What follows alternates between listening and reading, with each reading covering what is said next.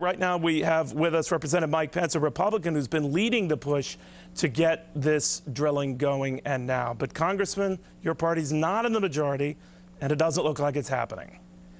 Well, that's right, Neil, and that's why for the second day in a row and for the balance of this week, Republicans are back on the House floor, even though the House adjourned at about 11 a.m. last Friday. Last week, some 50 House Republicans continued the debate in a darkened chamber with the microphones turned off. And today, I'm so proud that that more than 20 Republican members of Congress flew back to Washington, D.C., left their families and their vacations and their districts behind, and they've been on the floor today conducting the closest thing to a House version of a filibuster that I've ever seen in my life. And but why doesn't the president, who has the power to call Congress back, do so?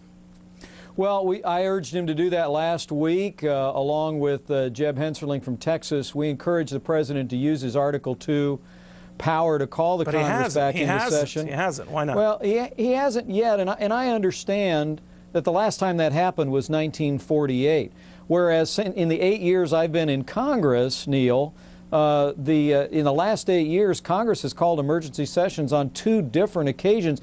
It's much more routine for the Congress to be called back into session by the Speaker. And our message on the floor today, dozens and dozens of Republicans speaking just to citizens in the darkened House gallery, is we want Speaker Nancy Pelosi to call this Congress back into session immediately and give us an up or down vote on giving the American people more access to American oil. Let's say, Congressman, you get your wish. Now, the president, I would think, is opposed to, let's say, making this call because, as you know, Senator Barack Obama has called for tapping the Strategic Petroleum Reserve, which is generally reserved for emergencies or acts of war.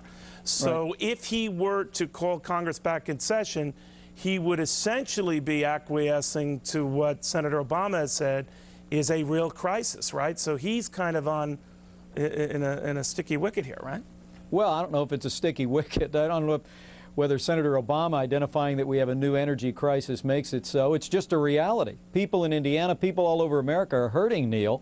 And, you know, as I've said repeatedly on the House floor in a darkened chamber here with my colleagues, you know, the American people aren't going to get a vacation from $4 a gallon gas, so Congress shouldn't be taking a 5-week paid vacation. Well, are you for after not bringing up a single vote? We didn't get a single up or down vote. Understood. Are you for tapping that reserve right now?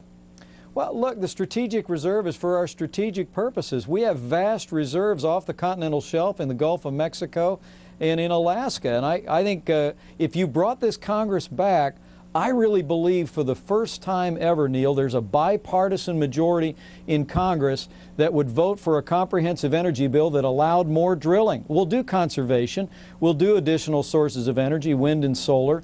But I believe there's a bipartisan majority that would support more drilling. That's why Republicans are here talking to a darkened chamber, to hundreds of civilians on tour at the nation's capital. So let me understand, just to be clear, you would be... Speaker Pelosi, bring them back. All right, you would be for looking at these alternatives and looking for more expansion, as well as tapping their reserve. That's exactly right. It's, you know, I think it's the American Energy Act was introduced just a couple of weeks ago by the Republicans in Congress. It's a all of the above agenda that includes conservation and alternative sources, but it also includes more drilling. And I really believe that the reason why the Democratic leadership hasn't brought that bill or a compromise bill like that to the floor is because it would pass. There's a pro-drilling majority on Capitol Hill. Speaker Pelosi needs to bring this Congress back to Capitol Hill, and House Republicans are fighting in that darkened chamber to get the American people to call their congressman and say, tell them to come back to work in Washington.